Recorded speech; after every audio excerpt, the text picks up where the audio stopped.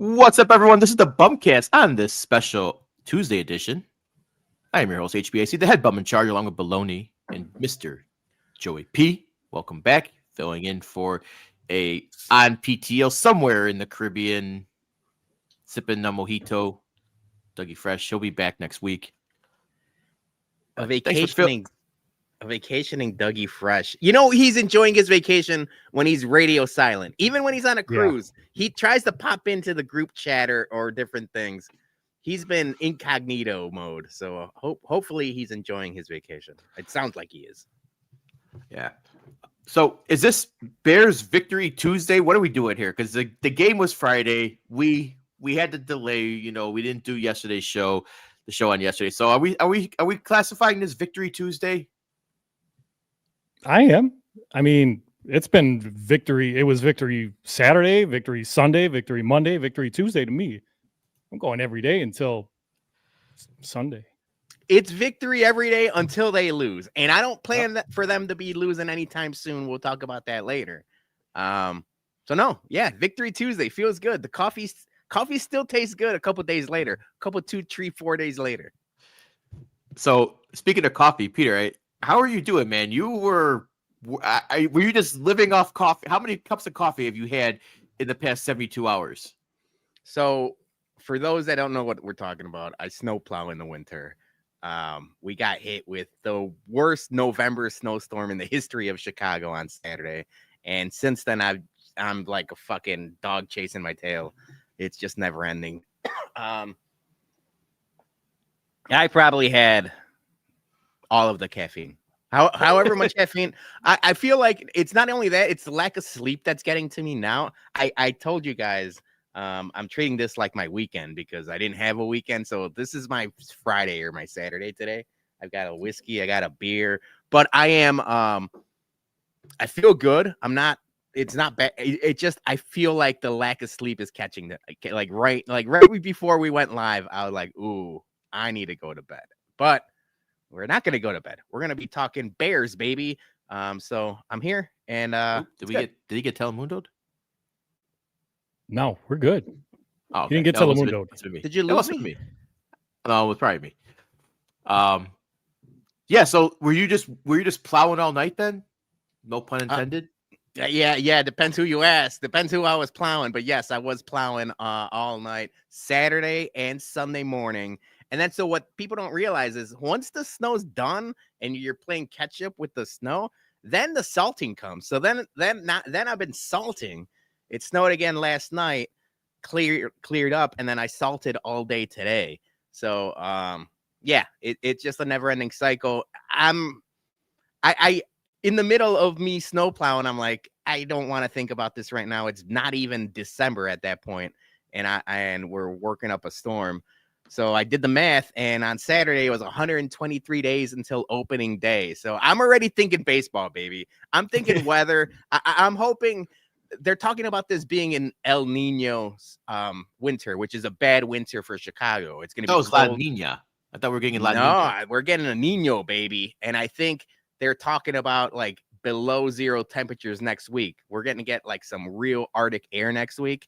It's going to be cold and snowy for the foreseeable future, which means we're going to get an early spring. I'm already calling it now. Knock on wood. I talked to my guy, Brandon Spinner, Whiskey Weather, last week on the Baloney Show. He taught me everything he knows about weather. So now I could predict we're getting an early spring, 75 degrees opening day for fucking groundhog now.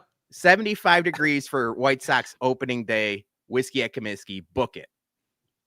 I'll take it. April 2nd. Book it. Yeah. You can be 50% right, like most meteorologists, he said. Exactly. Yeah. You're either right or you're wrong. There's no gray area. Yeah. So, all right. Well, I'm happy you made it. And just living off coffee, man. So. Well, now I got the whiskey and the beer. I ain't driving anytime soon, so I'm good now. Yeah. Joey, welcome back, man. How you doing? Nah, hermanos. Thanks for allowing me to super sub again. Just here. I'm with Peter here. This is dog days of winter for us. So like total annihilation since I had a great time on the the whole 4-day weekend and been paying for it the last couple of days since I've been back to work. But and there's a lot more fun to come. So that's why, we're just gonna enjoy this victory week and until infinity and beyond. Because like Pedro says here, we're gonna call it a victory every day until they lose. Yeah, Joe, I saw you on Sunday. We were at the Hawks game, and you guys were trying to keep it going and get me to drink and everything, and I was not having it. I only had a couple 2-3 beers. Responsible boy, Dude. It was after day 5 of like nonstop Thanksgiving week extended weekend drinking. I was done. Cashed out. Yeah, I mean it started like Wednesday night. You went out.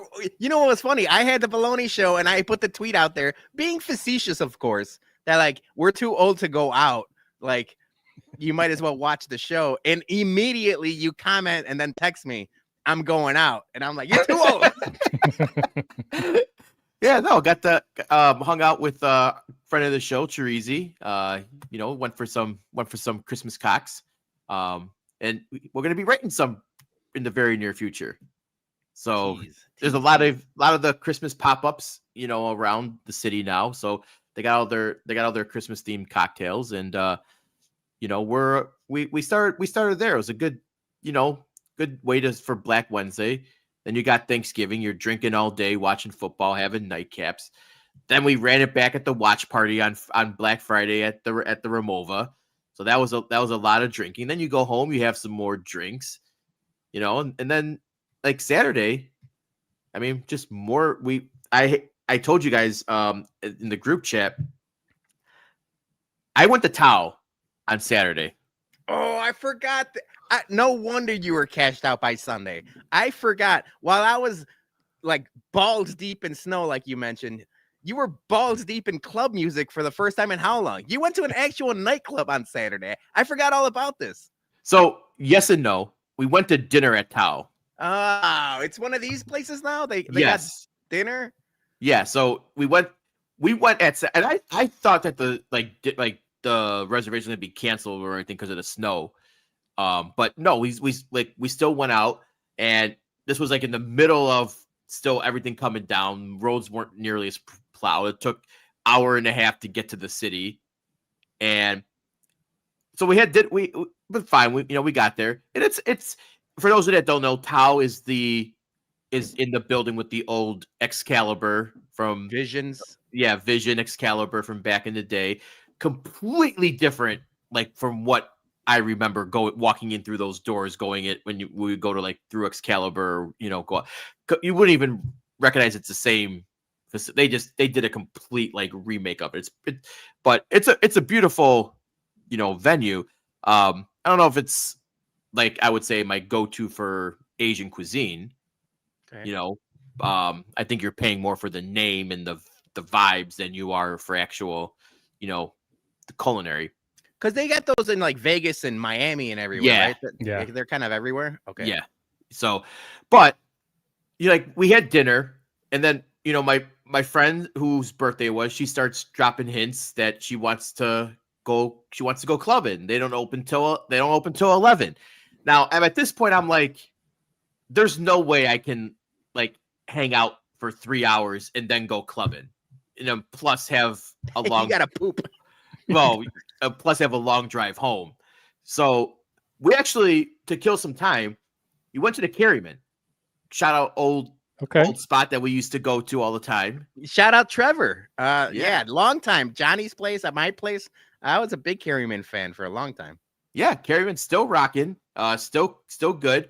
Had some Guinnesses, had some Irish whiskey.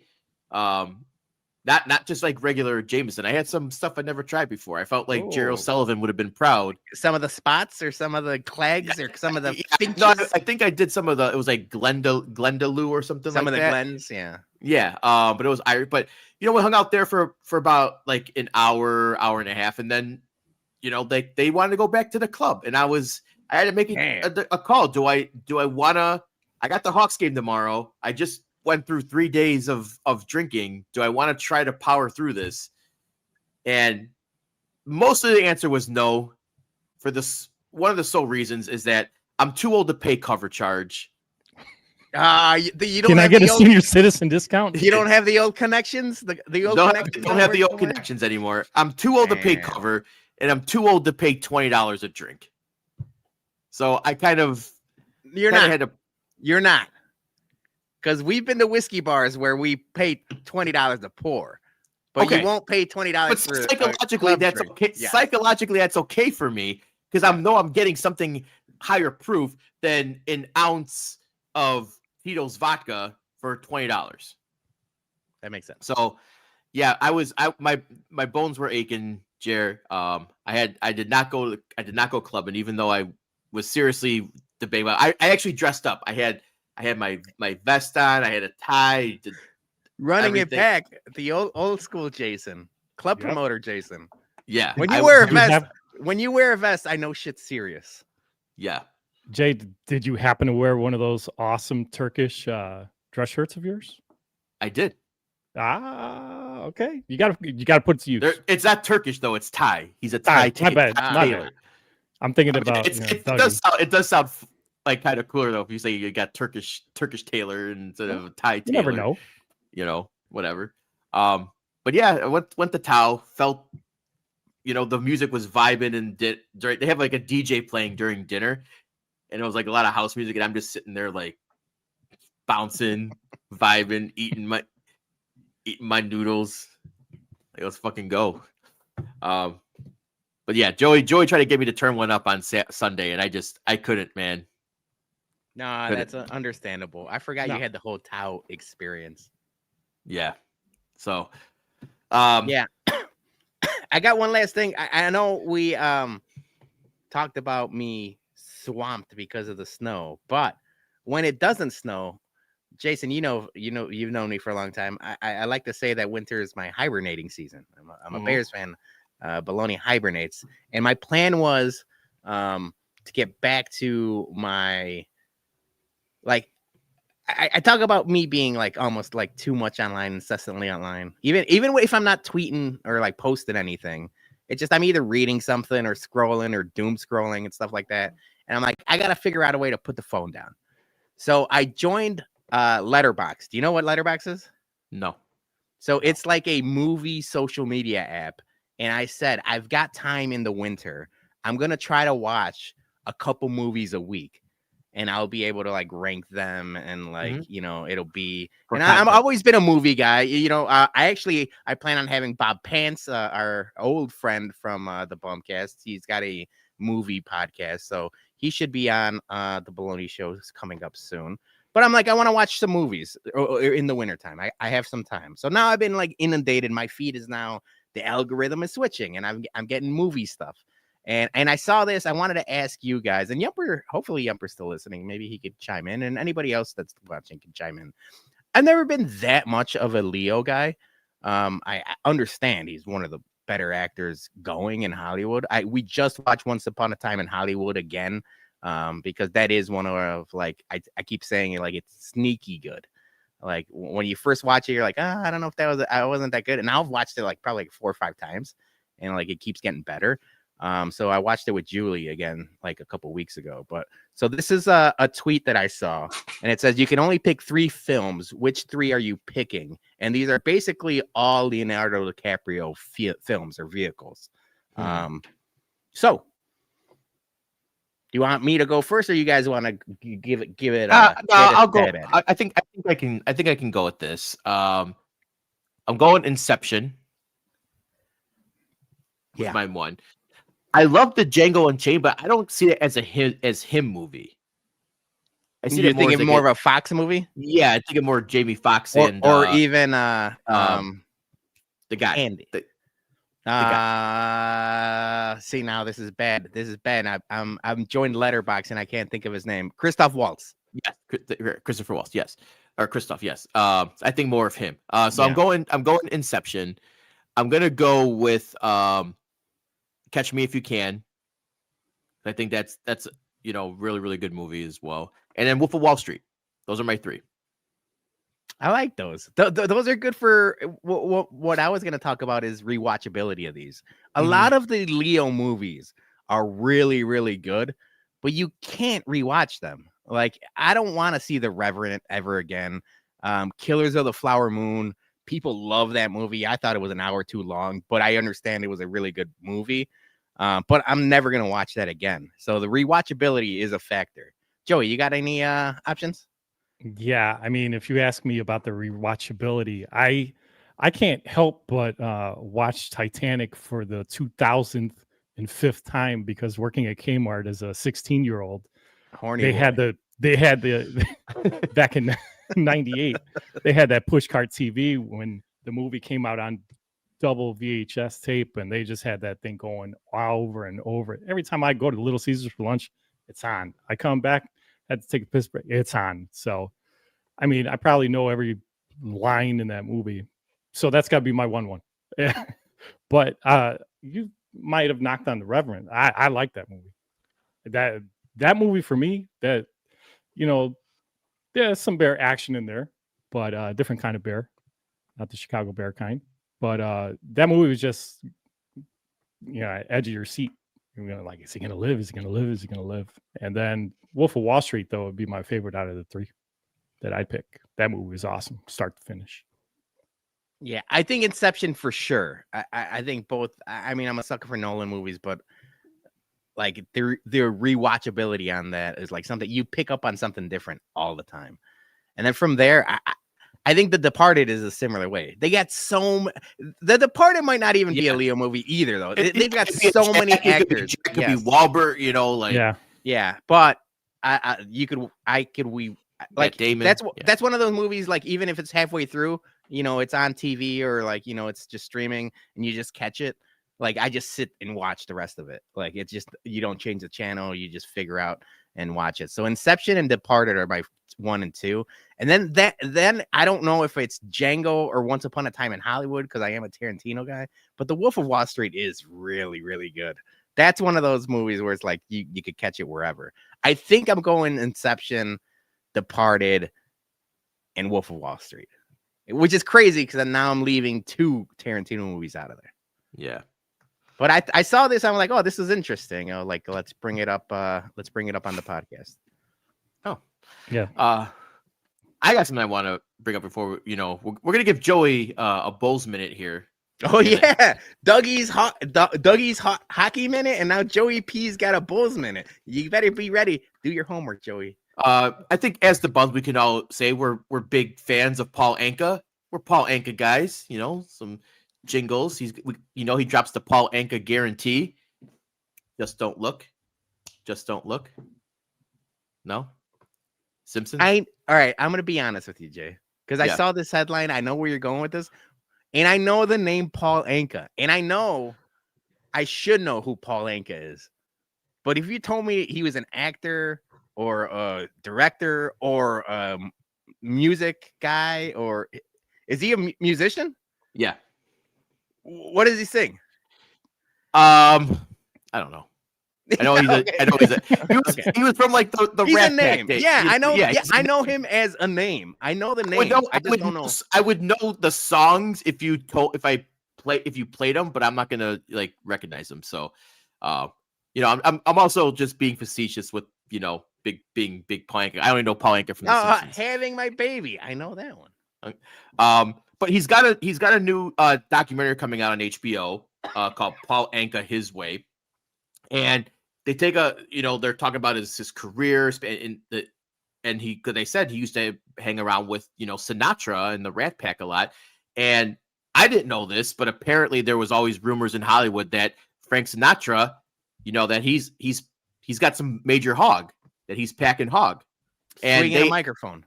And they like not just after his shows, at his shows, but they asked him if the legend of his friend was true, and he's quote, "Yeah, it was huge." He did not deny it at all. He said that they would, be in a sauna. They would often take saunas together back in Vegas, and he said he had trouble with eye contact because he couldn't stop staring at his buddy's hog. Yeah, because I guess Frank Sinatra's hog was so big that he just couldn't stop staring at it. that begs a follow-up question. What would he consider huge? Is he like 9-10 inches? Like, or is it a Juan Uribe situation where it's like Coke can? It's more the girth is it girthy? Is it length? Yes. I feel like there needed to be a follow-up question, with this. But yes, and then Beef said that's apparently he also said that that Milton Burley, whatever how you say his name. Milton Berle. Thank you. Milton Berle was bigger than him. Was bigger than Sinatra. You know what it is? And I'm gonna be honest with you guys. We all need a friend like Paul Anka. You need a guy to gas you up a little bit. I'm gonna be honest. I don't know your guys' dick size. We met too late in life where we didn't play sports. We never hung out. We never went to the gym together. But if those rumors started, I'd be one of those guys like, hell yeah. What do I got to lose, right? You got to gas your guy up. You'd be a bad friend if those rumors have been circulating for the better part of 50 years. And then you go, nah, he's just normal. What? I mean, he's been dead for 30 years. Yeah. You wait to say he was average. No, I mean, of course you're going to gas up your friend and give him a bigger legend than he already is. But yeah, I saw that. I was laughing, especially when he said he couldn't stop staring at couldn't make eye contact in the sauna because he kept staring at it. But yeah, I want to, like you said, Peter, I want to know, was it, do we need to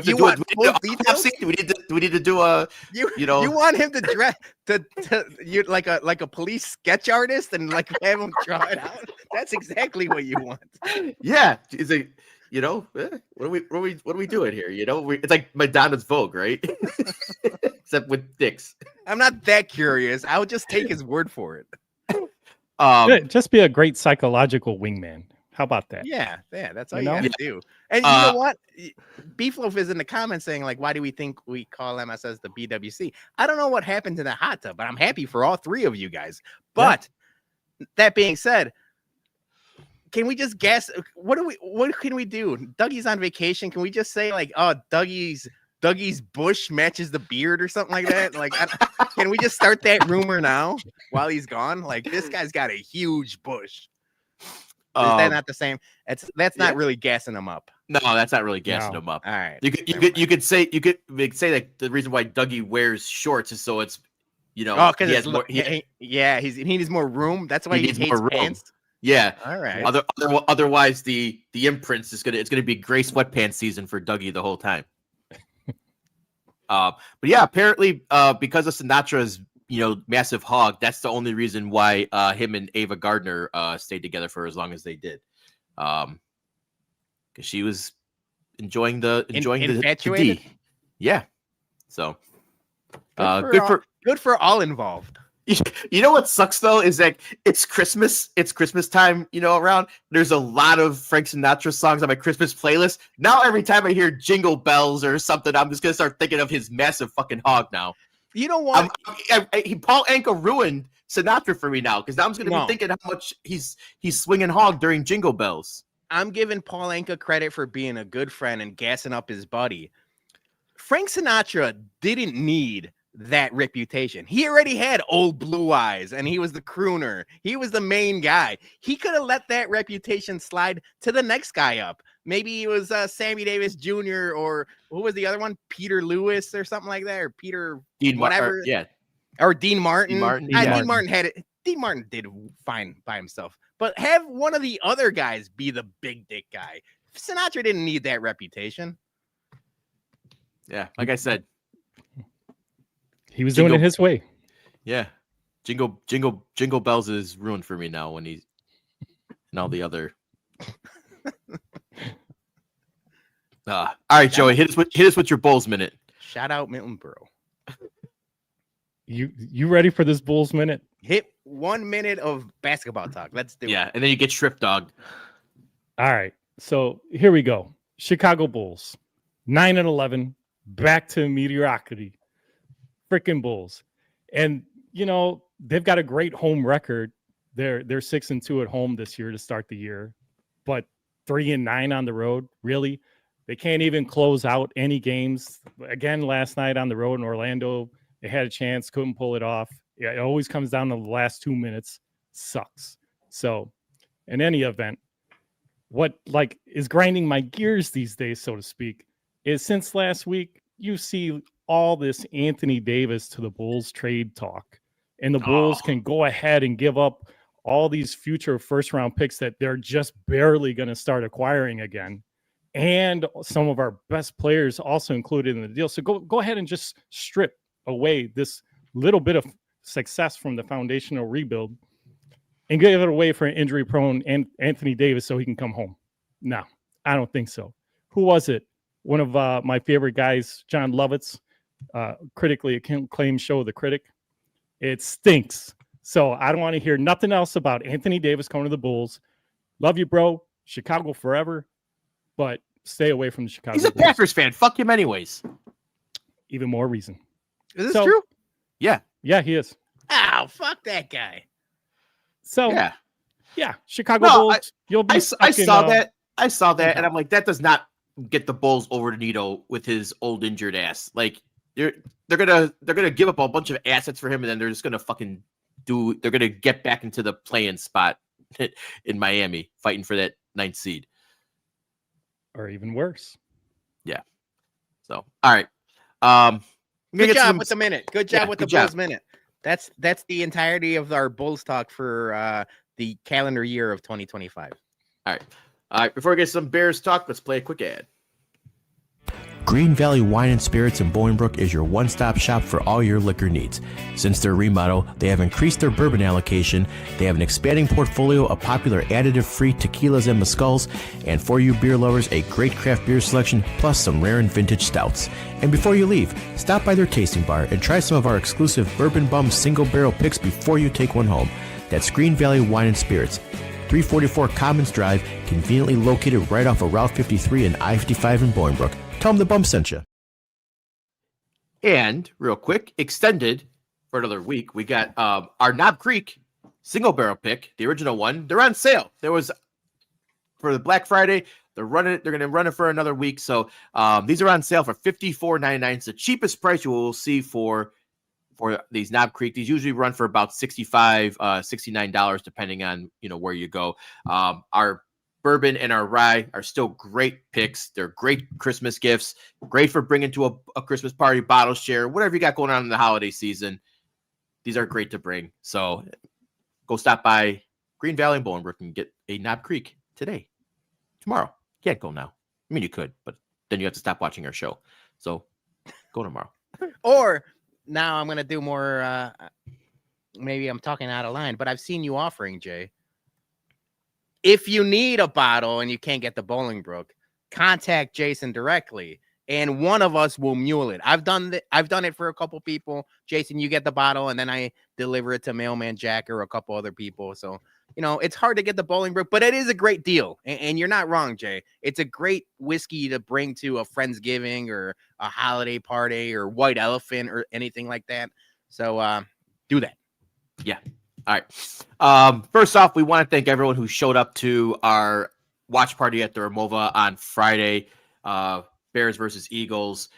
We had a packed house. We ran out of seats. They had to bring in folding chairs and fold out tables. We had a biggest crowd to date, and I guess that helps when the Bears are on a winning streak. And I shouldn't say everybody, but majority of people have the day off on Black Friday.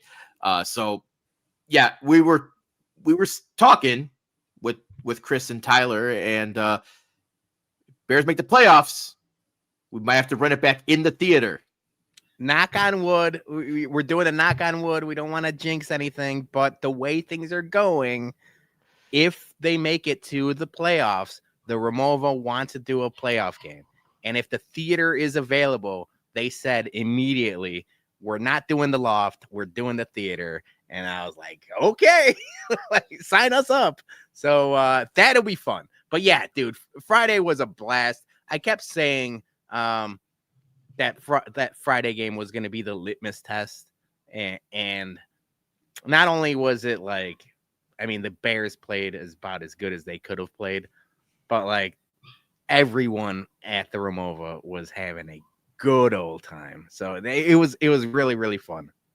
Yeah. I think, Lucky Spag says we need more Sage. I think we, MVB, Jean-Marie, that was just, I don't know how she did it, but when the Bears were down, they were, starting to, Philly was making a comeback. The game was turning, and Yes. I ended up rewatching the game after I came home, and momentum was shifting. The Bears dominated the first half, so like it was belt to ass domination, but the tide started turning. Caleb had there's a couple things that happened.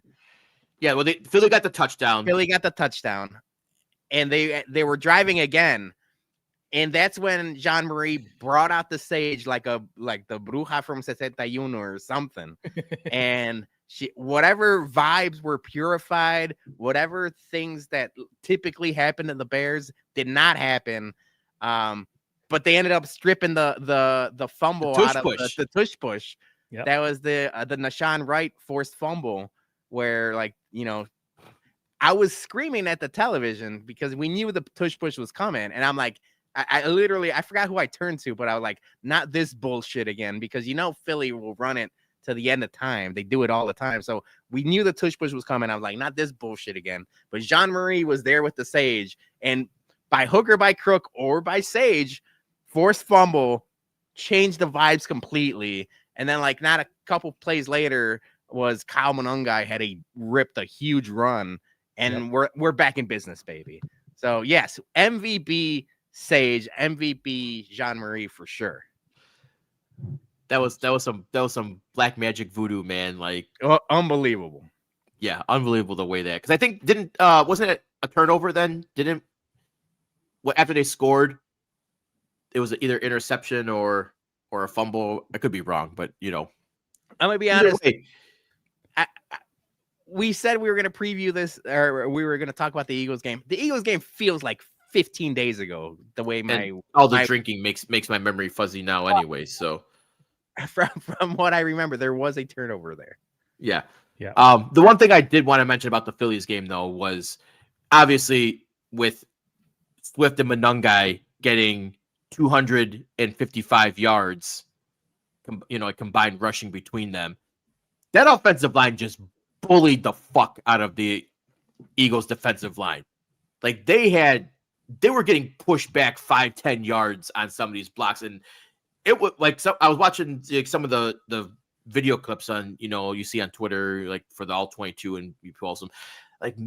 They were just mean, and just Darnell Wright, man. I'm looking forward to this matchup against Micah Parsons, on Sunday. But the Eagles' defensive front is still pretty effective, and they just got bully balled, man. And I'm very excited for this run game. Second best run game, I think, in football right now, behind the Bills. And let's go.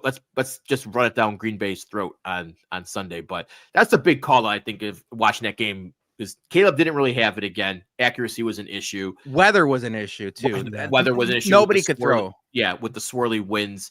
But that's what you do when you can't throw it. You got bad conditions. You run it, and they ran it well. You run, you play defense. You saw 102 running backs, 2 Bears running backs run for 125 plus yards. And obviously that hasn't happened in a very, very long time. What was it? 1986 was the stat that came out for that. Yeah. The last time that happened. So, I mean, Jay, just to back up, the offensive line created so many holes. It was, Swiss cheese heaven. Give me a grilled cheese made out of that offensive. That defensive line on the Philly side. There was a great play that went viral too. I believe Darnell Wright went ahead and went up against his rival first round pick and kind of put him on his tush. So it was great to see. Yeah, I think credit where credit is due. Darnell Wright's having a Pro Bowl type season. I think Drew Dahlman is quietly having one of the better offensive line seasons any Bear has ever had. I think he's ranked 3rd overall centers, but the way he just brings stability, and I mean, how many times in BumCast past were we complaining about the centers, and everything, Yeah, They Coleman just couldn't Shelton figure. last year. He was Cody hot garbage. Whitehair. Like it Yeah. just Drew Dahlman is having a hell of a year, but the rest of that O line is having a great year. I mean, I guess be careful what you wish for with Micah Parsons, Jay, because as much as I wanna, we joked about his bad back and his epidurals because he was pregnant, and we made a bunch of jokes like that. But he looks like a man possessed right now. But I do think the Bears will be able to figure something out. Ben Johnson will be able to figure something out. And Dan Rochard, that's a name we haven't really talked about, but like the offensive line coach from the Bears, like we give a lot of credit to Ben Johnson, and rightfully so. But the entire coaching staff right now has got their players playing at a different level.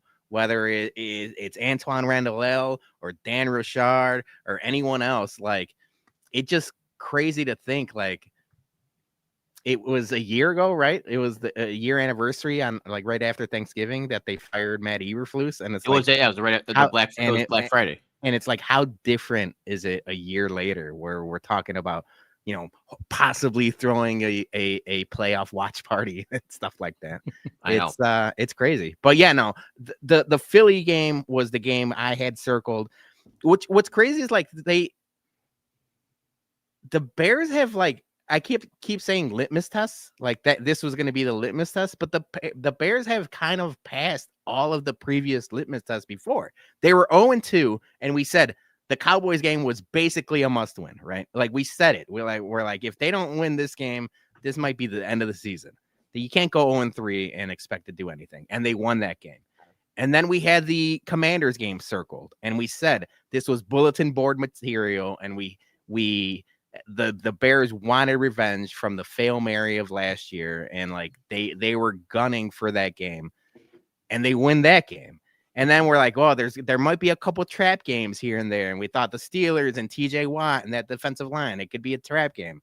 They figured them out. So as much as I am expecting the Bears to like stumble now and then, there's a possibility this run keeps going. Yeah, because like once you get hot, and like the Bears are hot right now, which is crazy to think. Like Magatu says, those Bears are so hot right now. Okay, that joke fell flat. I was looking at the comments. I'm not a Zoolander guy. Oh, what the hell, man? Sorry. Okay, good to know. I will say, Nahshon Wright, he's giving me big like Nathan Vasher vibes from. I like that. The 15 years ago, like the interceptor, right? He's gonna get paid. I mean, the way he's went from backup to starter, the takeaways, the strip, like just getting like with the tush push strip. Yeah, he's giving me big. What was Nathan Vasher's year? Was it 08 when he had the big 07, 08 around there when he came on? It felt like it was like right after the Super Bowl. It might have been like like 06, 07. Yeah. I could be right. But yeah, I have to look it up. But Praz is saying Tim Jennings too. Yeah, Tim Jennings had that one unbelievable year. But the thing I will say though is both Nathan Vasher and Tim Jennings, I think like people expected them to be good. Nahshon Wright came out of nowhere, and I said like he got thrown into the wolves, and there were some times early on when he first started where like he was bad in coverage, but he's adjusted and he's been a professional ass cornerback to where like we talked about last week, he's earned minutes even when people are getting healthy, and Ben Johnson had mentioned that like he's earned more playing time and he's earned everything he's got. Like, yeah, it was by circumstance of injury, but like, what we talk about, like, you don't pray for injury and you hopefully don't lose your job via injury as well. Nahshon Wright is playing himself into like a starting job. Yeah. No, I hope there's a way to keep that secondary. And I know when the contracts come due, someone's probably going to be the odd man out, and it's most likely going to be Brisker. But now maybe does Tyreek get a second, contract at this point? The way that Wright's playing, I don't know, but it's a good problem to have. it's a very good problem to have, you know. And you still got to get healthy first. You got to get healthy first. It's also not a problem we have to solve this offseason anyways. Yeah. You know, next offseason, it's do you go after defensive end, you know, throw up the D line.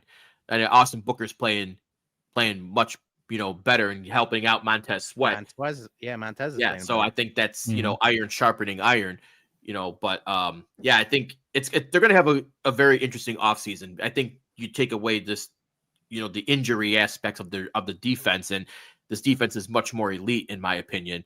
So I think you have enough weapons on offense. Maybe you're getting more depth pieces, you know, for offensive line potentially, you know, and maybe linebacker depth. But yeah, it's a good problem to have, and it just hopefully the salary cap keeps going up, and we got basically what 3 more years, right? It's Caleb's quarterback contract. Yeah, we got 3 and after this. We got 3 more years, yeah. so you know, all those deals are lighting up, expiring in 3 years. So there's going to be decisions to made in 2029, but that's a then problem. So yeah, I'll kick that can down the road, Yeah. baby. For Not to mention the draft picks that are to come too. So I mean, Yeah. you know, Ryan Pohl's going to have another 2 tricks up his sleeve. So either to acquire more draft capital or move up. You never know. He's going to get some more impact players to add to the depth that we're talking about and get more creative. So we'll see. I got faith in King Poles. Let him cook. Yeah, it's crazy to say because we were bum of the week him incessantly not 6 months ago, and it feels like things have changed. And I had the conversation with you guys last week. Is it like the chicken or the egg? Is like Ben Johnson making the Ryan Poles draft picks better, or is the Ryan Poles draft picks helping the team? Because we talked about it last week. 5 guys from the draft class this year had like productive games the last 2 weeks where it's like, Trapillo in there and Monungai's in there. And like, you just keep building on like, oh, this might be a really successful draft class for Ryan Poles. So now my next question for you guys is going to be, I wanted you guys to give Ryan Poles his flowers last week. And we weren't there yet, and we probably won't be there yet until the end of the season and maybe to see how his draft goes this year. I think we all agree he needs to address the defensive line via the draft. I think depth in the secondary and depth at linebacker. It's almost like last offseason, we were shocked that they went tight end, wide receiver, and then like O-line, and it was like, oh, they were going offensive heavy. I wouldn't be shocked if this year it's all defensive players, and I'd probably be happy with that. But I tried to give Ryan Poles his flowers last week, and you guys were receptive, but not there yet. I was thinking about the whole Ben Johnson thing, and obviously everyone's enamored with him. I'm wearing the good, better, best shirt, and like he's as advertised, right? Do we have to give Kevin Warren some credit? Nope. And I'm only saying this because the McCaskies have never spent money on a coach like this before. Something must have changed. Yeah, where Virginia it's like, died. Virginia died. Yes, possibly that could be it. So you're saying a death was more like it wasn't Kevin Warren convincing George McCaskey to spend some money, no, or a combination. It's the old rich lady who doesn't want to spend money, just like Jerry's the old sack of balls that doesn't want to spend money. When Jerry's gone, the money will be spent. Virginia's went, money was spent. So I see a direct correlation in death and spending. Okay, so we're not saying like Kevin Warren was in Jordan McCaskey's ear like, hey, we have to spend this money. You think it was more like, hey, my mom's dead, I'm gonna go Richie Rich on the situation? No, I think it's more of like mommy wasn't there to say no, and McCaskey just gets told what's going to be done. So Poles goes in. I'm spending $6 million a year to Ben Johnson, and George like, okay. I think, I'm gonna go talk to the fans in the parking lot. and maybe this is me drinking the Kool-Aid because they're 9-3, and it's all, we keep talking about it's all sunshine and rainbows. And I know a lot of people would say it's not sunshine and rainbows, it's all smoke and mirrors. But at this point, we didn't think they were going to be 9-3. And I'm just looking. We did the blame game on the podcast for the White Sox a couple of seasons ago, Jason. And I kind of want to do it the opposite way of like, who are we getting credit for? And a lot of it goes to Ben Johnson. I understand that. But I feel like we're at the point of the season and the turnaround, if you will, to where like maybe Ryan Poles, maybe we were wrong about Ryan Poles. Maybe we were wrong about Kevin Warren. You're only saying Kevin Warren now because Dougie's not on the podcast to yell at you. That could be true. I could yell at him, but true. I'm not going to, because I kind of agree. I think that this all happened because of, Ryan Poles kind of proving himself to the McCaskies somewhat with some successes that he had in the draft and through acquisition and being frugal with his money. You never know. I mean, all the salary cap money space that he had saved these seasons leading up to this coaching hire, maybe that was part of the plan.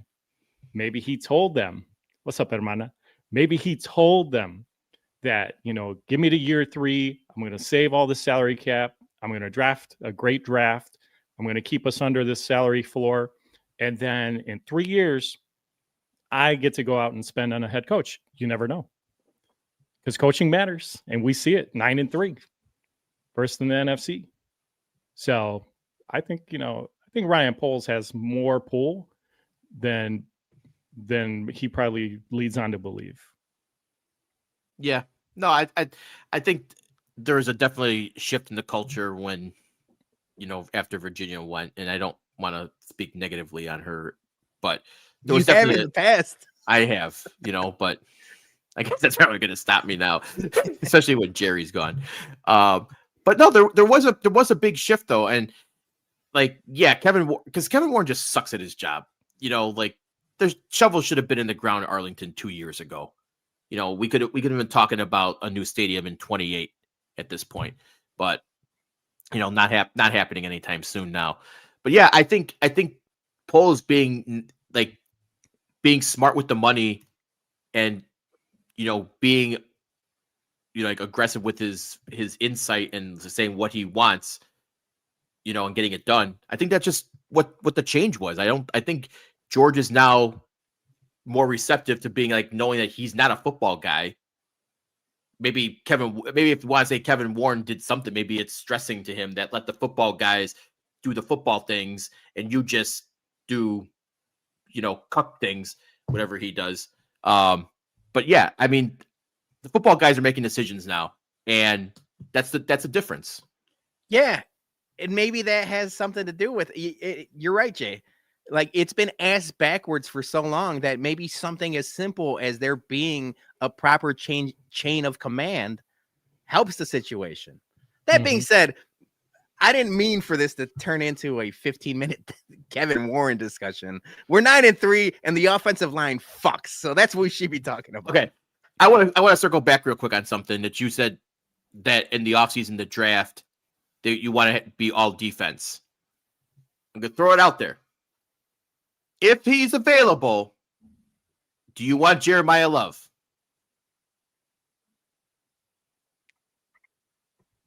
Peter, you go first.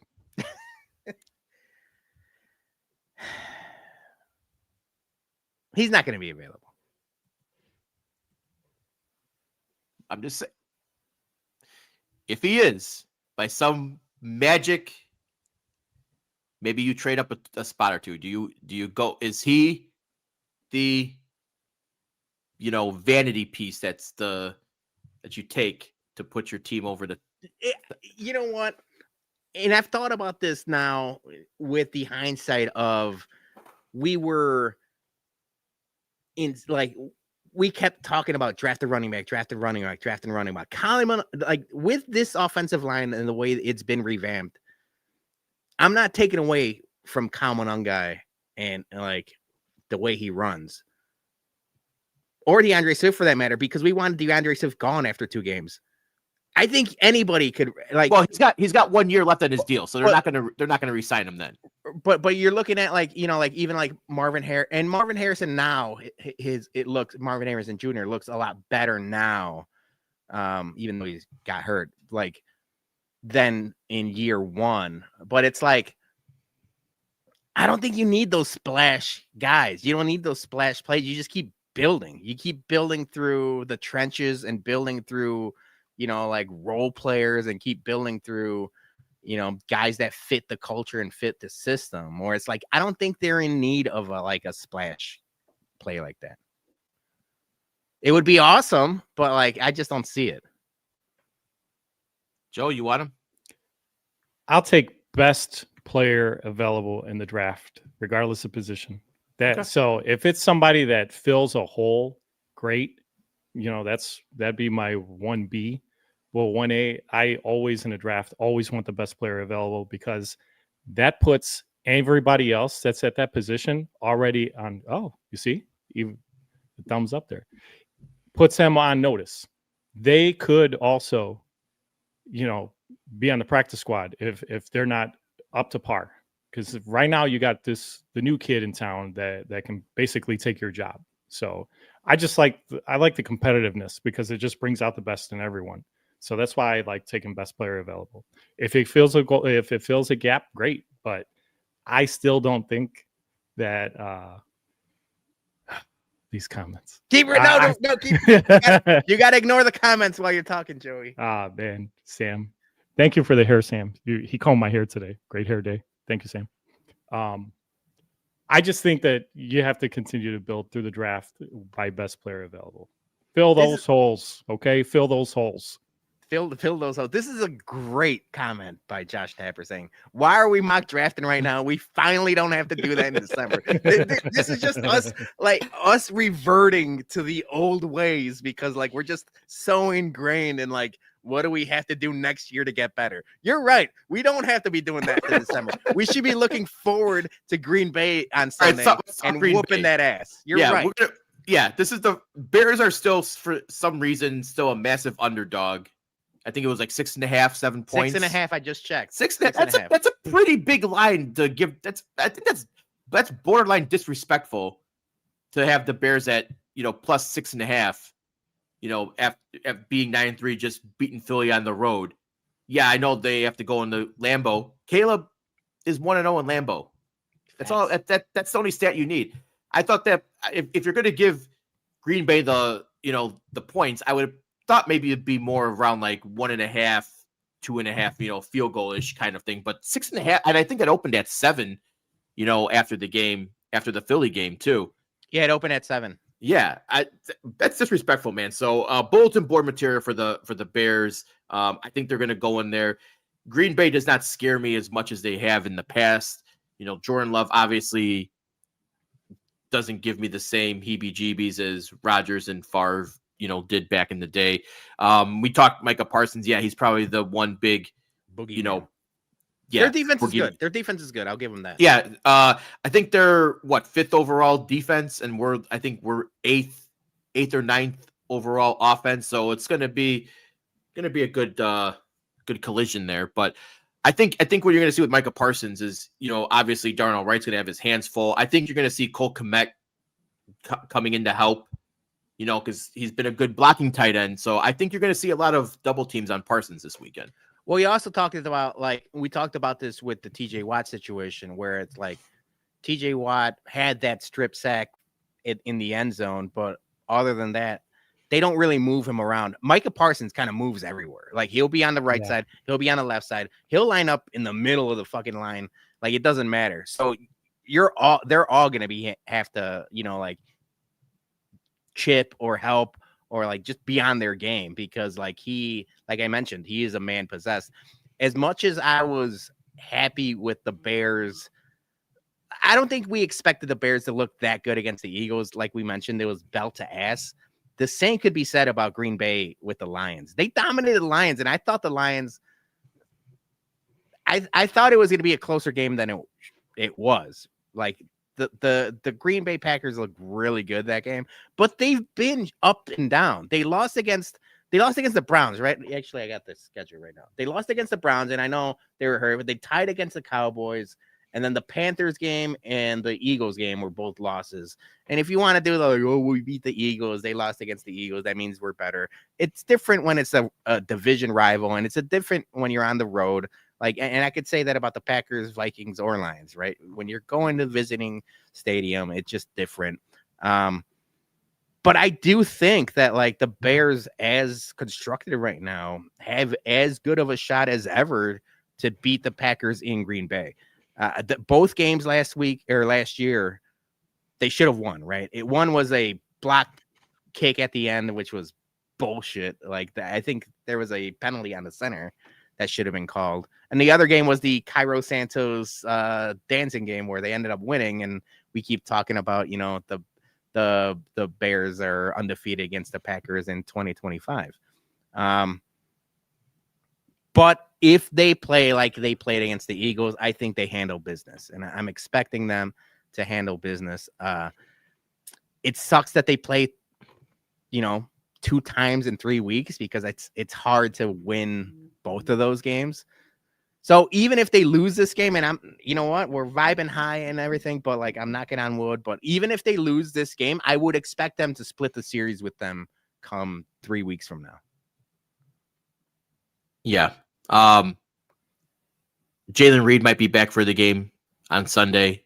They might be getting their number one receiver back. He had the collarbone, I think it was week 2. So he's been out for quite a while. But, obviously like Matthew Golden, their number 1 pick from last year, he's not really doing anything. I'm not expecting our corners are still going to be obviously probably with offense. They don't have Tucker Kraft, so that's kind of a big loss for them against the Bears. But Josh Jacobs, he's been kind of like the focal point for that offense for the season. But he had been banged up for some injuries throughout the year, ankle, knee, I think, a couple things. So it looks like he played fine against the Lions, on Thanksgiving. But I think, he's obviously older. So I think, all you got to do is just play against what you did against Saquon. I realize Saquon isn't the same as he was last season.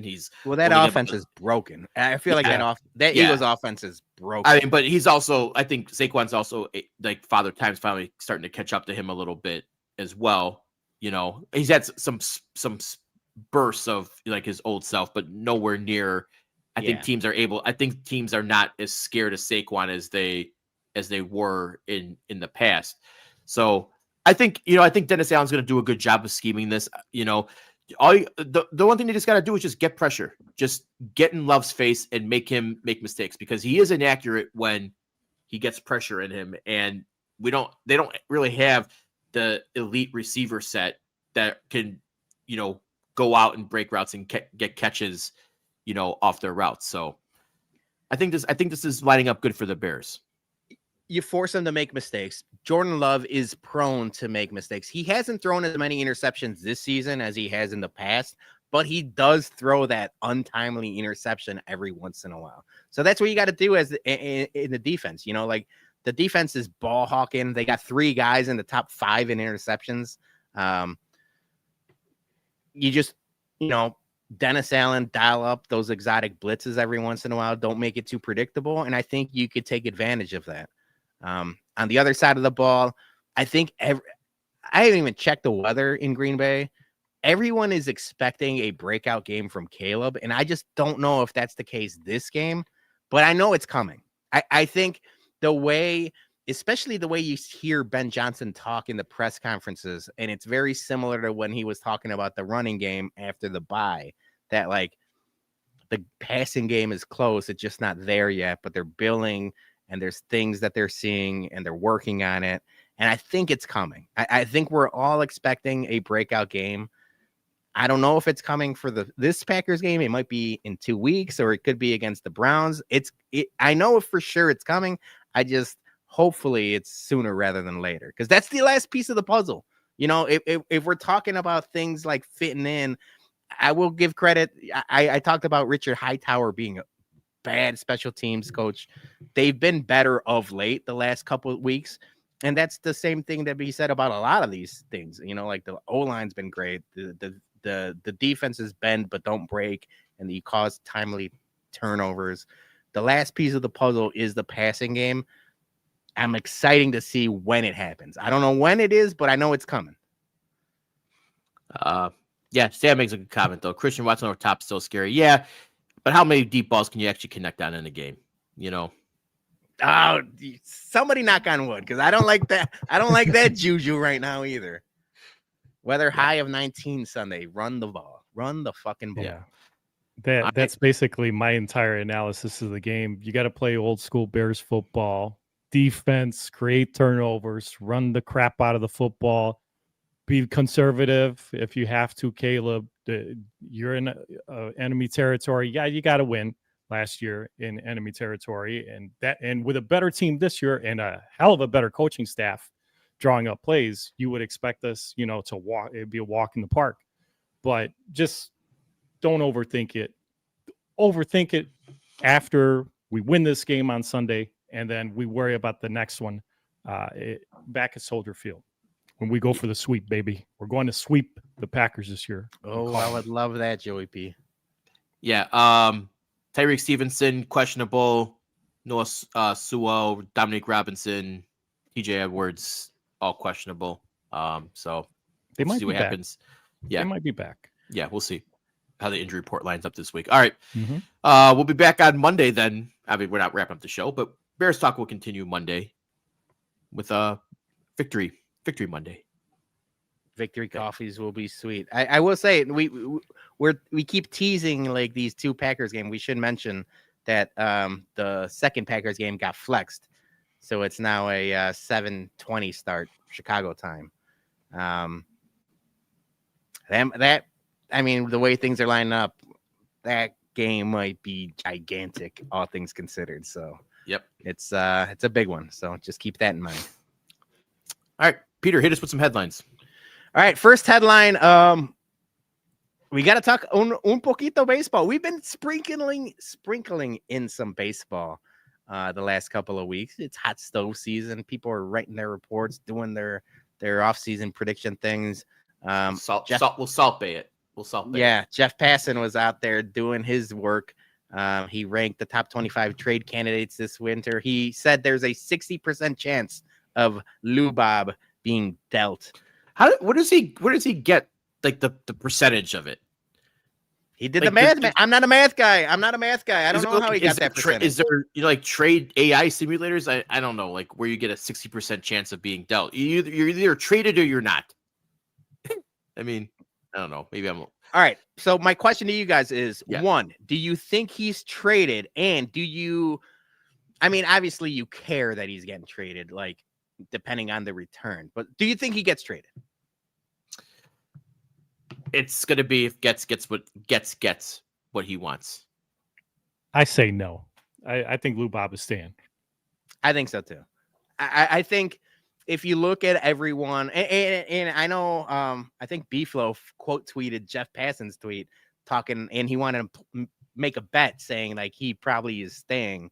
He wanted to bet Jeff on it. But if you read any of the local people, like I feel like obviously all of the national beat writers have to fill out these reports, and it's easy to say, hey, Luis and his injuries, and they were looking to trade him for the better part of like 18 months now. Like he probably is getting, but like the more hyper local people are like, no, he's probably staying. So I'm gonna lean on those guys instead of like the bigger national media guys. And think he's probably staying for. Yeah. Now trade deadline is a different story, but for now until opening day, I think he's here. Yeah, I think I said unless gets a big offer he can't refuse, because maybe some team sees the potential, right? We've all been saying that for years, and $20 million this year, option for 20 next year. Maybe they say like let's just go all in. It's not a lot of money, and people got prospects, so I think it's less likely that he gets traded because I don't think teams are gonna overpay, prospect wise for Luis Robert. So I think it's less likely than 60% than he gets traded. All right, what's the less likely? It's 60. Are you giving it a I'm 50% gonna- chance? well, 40? You're flipping it? Well, like What's your 72% math? of 72% of statistics are all made up. So I'm just gonna say it's a 27% chance that he gets. We're doing Steiner math now, baby. Yeah. All right, I we mean, gotta go ahead. I was Joey. going to say that this headline, it just reminds me of the Bulls Minute.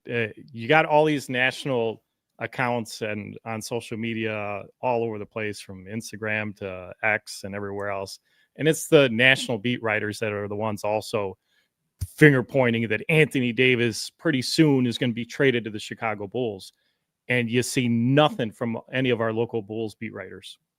So it's a bunch of hoopla just to stir up views and clickbaity stuff. And that's what this like is it. to me. Hoopla. I like that, Joey. Hoopla. Next one is a sad one. I didn't want to put in the headlines, but I think it's big news. It's bigger news to people in the wrestling world, and especially Chicago wrestling world. But RIP to the one and only Larry.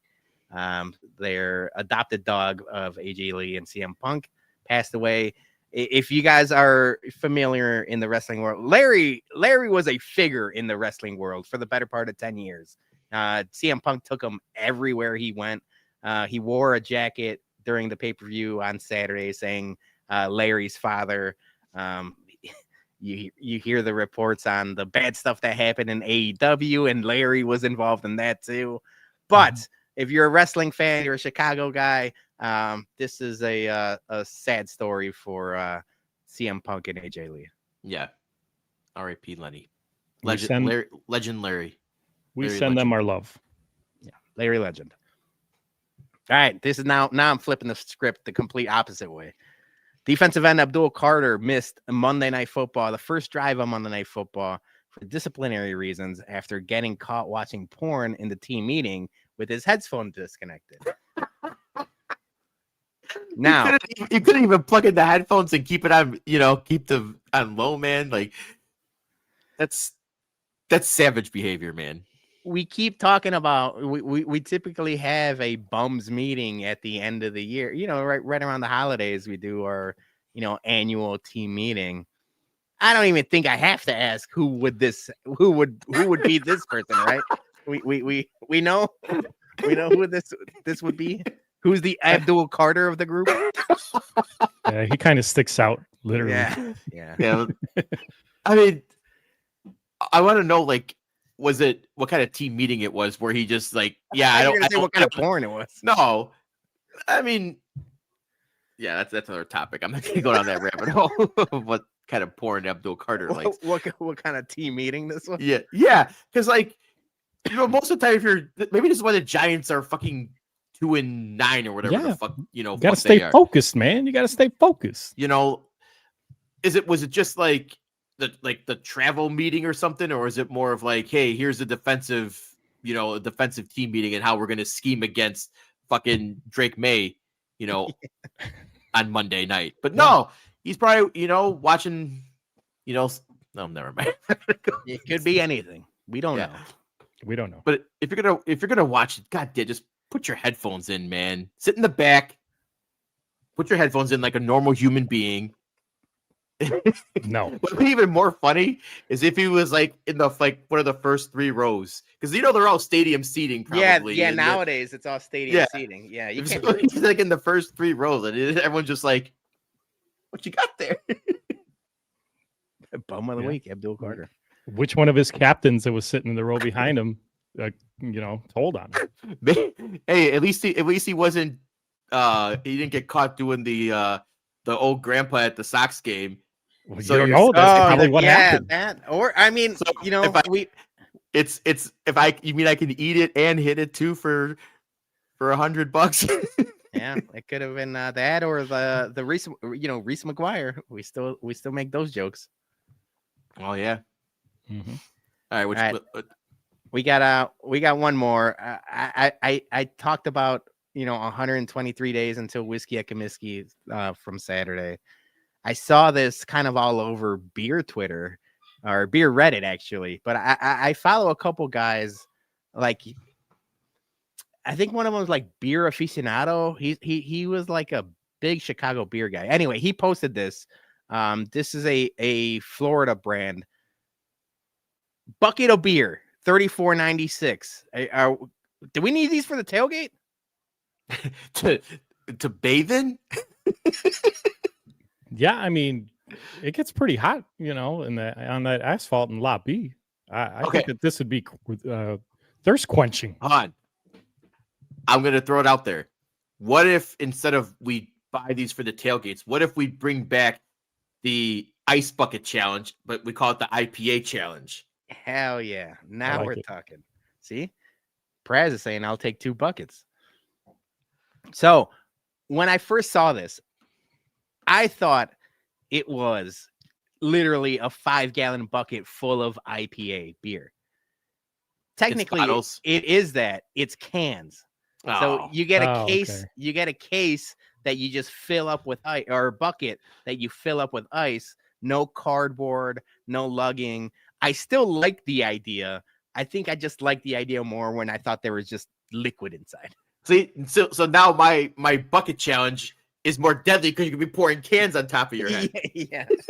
This is like the My idea milk- doesn't work now. the milk crate challenge all over again. Yeah, no, we don't need people knocking themselves unconscious.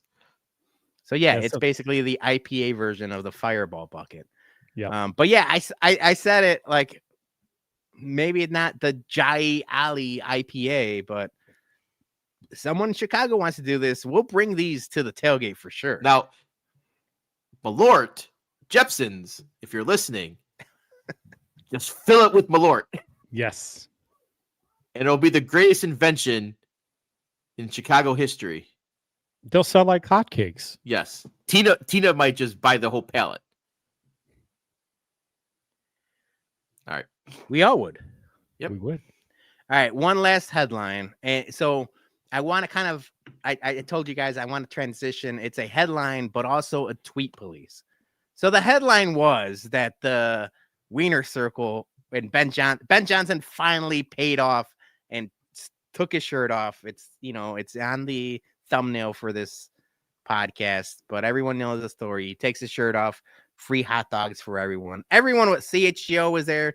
Fitzmagic was there. All of the news, everyone was there talking about the free hot dog. So first, I want to get your guys' take on the hot dog situation, and then I'll get into my tweet police. I mean, I'm not going to wait outside for a hot dog, but That's crazy, right? yeah, in the snow cold for, one free hot dog, unless you want the media attention. Yeah, no, not my thing. I'll go, to Mickey's or something and get me one for $3.99. So no, I'm not waiting. But good for the Wiener Circle for, keeping up with their end of the bet. That publicity. Joey P, you doing the Wiener Circle, or your place is Jackie's, right? Yeah, I got Jackie's hot dogs down here. Me and Dan Rey's meetup spot for our meetings that we have on Pulaski to discuss the east and west side, who's controlling what. We hot dog. I love the Wiener Circle. I frequent there when I'm at the office downtown, like once or twice a month. So good on them for doing this today. And I know Vienna Beef was in it, Rosen also with the hot dog buns. It's a team effort, collaborative effort. It's awesome that they did it. I wouldn't do it. Unfortunately, it's a bad time of year for me work-wise to be able to go out there and stand in line for that. But I'm for it. If you have the opportunity to do it, it The speaks vibes good of it all. on Bears fandom. Okay, Yeah, that's it's what I showing like you about how excited we are, how supportive we are. If we're willing to stand outside in the cold and 20-degree weather today for a hot dog, what else would we be willing to stand outside for a Super Bowl parade? I love it. No, I agree with you. If it wasn't like an hour and a half away and I didn't have shit to do and kids, I would have been there just for the vibes of it all and like film and kind of do that. But no, my time is way more valuable than one fucking hot dog. So no dice. But I do like that, the vibes are changing in Chicago. And a lot of it is Ben Johnson approved, or Ben Johnson. is the reason why. All right, so let me get to this tweet, please, because I saw this, and I think a couple people in the comments are actually part of it. Bad boys, what you want, what you want, what you gonna do? All right, so Courtney Cronin, and I'm a huge Courtney Cronin fan. I think she does great job reporting on the Bears for ABC7. She does work for SportsCenter, and she also does hits on ESPN 1000. I think she's good at what she does. I also think she was very good at what she did here. She knew what she was doing. She 100% knew what she was doing, putting ketchup on that hot dog. And then every one of our guys fell for it, hook, line, and sinker. We got Burke here saying if we lose to the Packers this week, it's Courtney Cronin's fault. Praz is in the comments. He said, never been more offended by a Courtney Cronin tweet than this one. Rags is saying jail. And then our new friend Cream Sleeve, the janitor, is saying, it's a sin, Courtney, and now you have a little beef. Signed Cream, because he always signs his Cream. Those are official communications, Peter. That's why. That understood. Understand. I understand. I don't want to disrespect the Cream Sleeve. Are we giving out any punishments to Courtney Cronin first, or any of the people that fell for this bait? I mean, tweeting like she's eating like a 5-year-old, the hot dog. I'm gonna go. Is it? See, I'm kind of wondering now, that she do this because of the Wieners Circle? She had to have known what she's doing. Yeah, and she's trolling everyone. So if it's, I need more evidence, man. I need the defense to, present more evidence before I can give out a sentence. We need Courtney Cronin to come on the podcast. Yeah, yes. I need a continuation, because as it stands right now, if it's a troll job, case dismissed, charges thrown out. If it is, I like to eat my hot dogs like a 5-year-old, then yeah, it's a jail sentence. Okay, good to know. What about all these fools that fell for it? Or at least I'm assuming they fell for it. No offense, Prince. I need a continuance based on, I need more evidence submitted. All right, so you're just pushing the ball down the court, which is fine. That's what happens. That's what happens in most court cases. We never get like, a final verdict until way down the line. Right. Joey P, do you want to hand any sentences, or are we done here? You know what? You guys have been asking me for a long time what would make me mad. Well, here we go. But no, you know me. I'm good with it. Damn it. Be you, girl. Be you. Damn it. See? Yeah. For the record, I only said what I said because of her track record as a troll. And I like that Praz is now stepping onto the stand and defend himself. This is what court cases happen. Yeah, see, this is, good defenses call star witnesses. Okay. So the case, we're going to do a continuance until Courtney Cronin comes onto the podcast. Yes. All right, good to know. All right. My case dismissed there for now. All right. Peter, let's play an ad for us. Why not? Deal. ShySportsBums.BigCartel.com is the home for all Chicago sports bums merch. We have Bears, Hawks, Sox, and Bums merch available. Anything you need to get ready for a big game or a Chicago Sports Bums event. Remember, all profits go directly back into our Whiskey at Comiskey tailgates to keep the beer and food free for everyone. So head over to ShySportsBums.BigCartel.com and pick up a couple Toot Tree shirts today. All right. So I did something the other day after the Bears win that I don't normally do. And that's I went through the doldrums of Reddit, especially the Bears subreddit, and it's entertaining, man. There's some people on there, and I got 6 screenshots here. I want to show them to you, and just some of them are funny, some of them are bad, but let's just go with the doldrums of Reddit. This one's from Box of Chocolates. He grabbed one from a Packers fan. Are the Bears good? I normally don't worry about the Bears, but should I start? Yes, yes, you should start Yeah. worrying about the Bears. I think Packers fans have gone on far enough of not caring about, us and thinking we're nobodies. I think it's time Packers fans start worrying. Yeah, like we mentioned before, the Packers should have lost to the Bears twice last year. So they should have started worrying about them as soon as Ben Johnson became the head coach and called out Matt LaFleur personally in his opening press conference. Now, a lot of people would say maybe you don't want that smoke and maybe you're giving them bulletin board material by calling Matt LaFleur out by name. But for that, I'm saying Ben Johnson's got some big old balls, and I appreciate that. I think they should be worried. Yep. Yeah, I think they should be worried, and I think that now shoe on the other foot. They claim that they live rent free in Bears fans' heads. I think now it's the other way around. Yep. Next one I got. This guy, I forgot to crop this. Sorry, my apologies. Now he posted this after the Bears win. He said, this is from Strange Control 788. What is the reasoning behind drafting Loveland now that we're 11 games in the season? Because he was a good tight end. He said, this is not a criticism post, just seeking to learn more. Prior to the season, people said that Johnson wanted to run 2 tight end sets. Disguise looks better. Did that end up being true? How are we using Loveland and Kmet? I think trying to go back and, redraft the first round picks is a little too soon because Loveland looks like a guy now. Yeah. And that's the reason why they drafted him. I don't know why this guy on Reddit thinks that, maybe you could make an argument that they should have went after Tyler Warren. That's neither here or there. But Loveland looks like the guy that they wanted, and he's making a impact for the Bears. Yeah, and I was critical of the pick, midway point of the season when Tyler Warren was getting all of those catches at the beginning of the year with Danny Dimes and everything. If you look at their stats closer to like the halfway point of the season and beyond,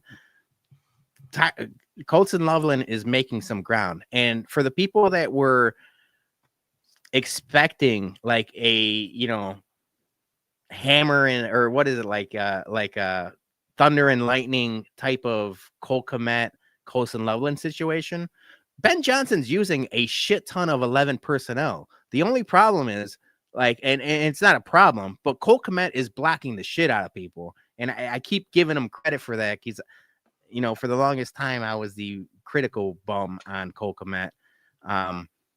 But he's doing damage as a blocker, as a chipper in the run game, even in the pass game blocking. And that helps Colson Loveland. So even if they're not getting multiple receptions each guy, they're both on the field a shit ton, and they're 9-3. So what are we talking about? He's a mismatch nightmare. You know, too fast for too big for linebackers, too fast for safeties. Or other way around. Sorry. But yeah, that's why we drafted him.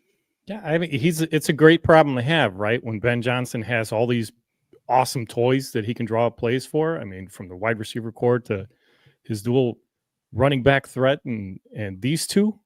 So, I mean, it's just a great problem to have. Stop the negativity. All right. Yeah. Don't appreciate it. We're going to get more negativity here. This one from OK Reputation. I work in tech. I hate my job. I want to do something that gives me joy. Our number 1 seed Chicago Bears give me joy. What can I do that's focused on Bears football? The guy at the bottom, Clark 3210. Oh, do a podcast. We could use some more Bears content around here. Bum of the week, Clark. We have a Bears podcast right now. Watch ours. We don't need, not everyone can just start up and do a podcast. Just because you work in tech and you hate your job doesn't mean you can automatically do a podcast. Even though that's kind of what we did. It's the whole, if you go on any TikTok, Instagram reel, or even Twitter video, and if it's any clip of a podcast talking about anything, the first 3 comments are all unoriginal, but it's the truth is podcast equipment should be more expensive because anybody has a podcast. And if you go on anybody's comments, that's exactly what everyone's saying. but it's true. Start a podcast, dude. If you work in tech and you want to talk Bears, it's fucking easy. Look at us. Yeah, and Clark, listen to our podcast. We're trying to get some. All right, this guy stomped. What differences do you see between Nagy first year 2018 and Ben Johnson this year? And I was like, why are we doing this? Hold on. I don't hate this from Stomped because I have it here in one of my notebooks. This was before they were 9-3, but it was sometime when we first thought, they're playing with fool's gold, if you will. There are a lot of similarities, and maybe I have to bring it to you guys in like a full-fledged format. I mean, Nagy won Coach of the Year in his first year with the Bears. Yes, he did. Ben Johnson is on his way to probably win Coach of the Year in his first year with the Bears. There are similarities in offensive use, and I'm not giving Nagy credit, and I'm not comparing Ben Johnson to Matt Nagy, but I could understand why people are like, "Oh, this is Nagy all over again." The thing is, like, Nagy got that. That wasn't Nagy calling plays, in KC. Andy Reid was the puppet master behind that. That was Ben Johnson's offense in Detroit.